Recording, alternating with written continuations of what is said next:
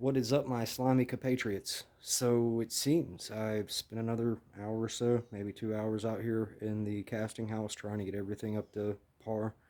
The last time, I believe this is like part four, but the walls were covered in a lot of cobwebs. Well, I can report now, as of Friday, cobweb situation is much more under control. There's a few left in the roof and everything. I'm gonna get some spider spray, even though I hate killing animals.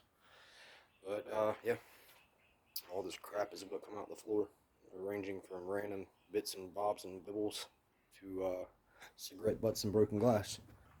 But yeah, things are good. All the outlets work. Everything seems good and grounded.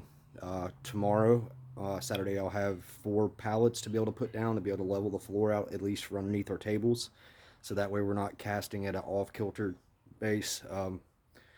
We ordered some colorants. I'm hoping that everything works out well.